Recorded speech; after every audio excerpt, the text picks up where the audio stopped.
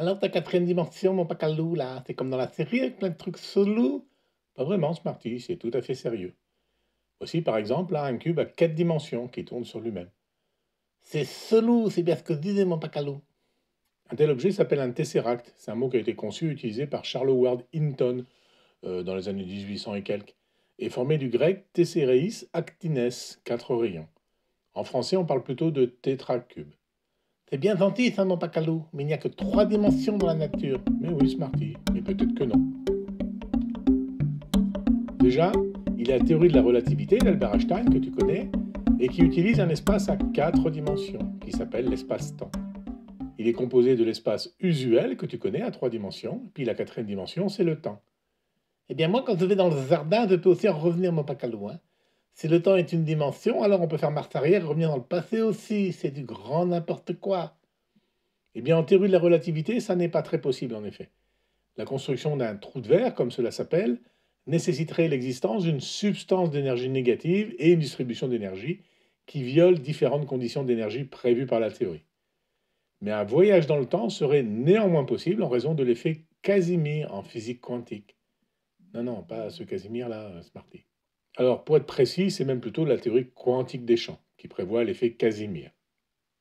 En tout cas, d'un point de vue pratico-pratique, personne à ma connaissance n'a trouvé une technologie capable de le faire. Et il existe des théories où il y a même encore plus de dimensions, telles que la théorie des cordes avec 10, 11, voire 26 dimensions pour la théorie des supercordes. On n'en verrait que les 3 dimensions physiques usuelles, et cela permettrait de concilier quantique et relativité, deux théories qui marchent bien, chacun à leur échelle respective, le quantique au niveau micro et la relativité au niveau macro, mais pas bien ensemble. Et puis il existe plein de variantes, les champs quantiques, les supercordes, je l'ai déjà dit, les multivers, la théorie M, la gravité quantique, etc. etc. Aujourd'hui, il reste beaucoup de problèmes théoriques, de réglage de ces théories, donc, pour qu'elles ne soient réellement adoptées. C'est ce que je dis depuis tout le temps, mon pacalou. Faut que tu arrêtes de lire et regarder la science-fiction. Des fois, la science-fiction est plus sympa à vivre que la réelle politique, Smarty. Mais bon, là n'est pas le sujet. Revenons à nos 4 dimensions.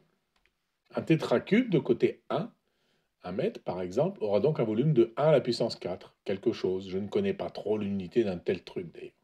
Si je prends un tétracube de côté 2 fois plus grand que 1, il aura donc un volume en 4D de 2 à la puissance 4, c'est-à-dire 16 fois un truc. Et ça te sert à quelque chose, ça, mon pacalou? Eh bien, moi non. Mais cela est très utilisé dans les théories dont je t'ai fait part, avec à chaque fois des géométries un peu particulières qui s'éloignent de la géométrie euclidienne de notre monde usuel. Par exemple, l'espace de Minkowski et la théorie de Riemann pour la relativité. Il y a aussi les espaces de Hilbert pour la théorie quantique. C'est de la mathématique bien pointue pour des théories assez compliquées à comprendre, au sens de voir le sens des trucs, ressentir le sens physique des choses. Bon allez, on s'arrête là. Nous débordons joyeusement du cadre habituel de nos vignettes, Smarty. Et puis nous débordons joyeusement le créneau horaire de la pâtée, mon pacalou. Ah, c'est ce que j'aime avec toi, Smarty. On revient vite à l'essentiel.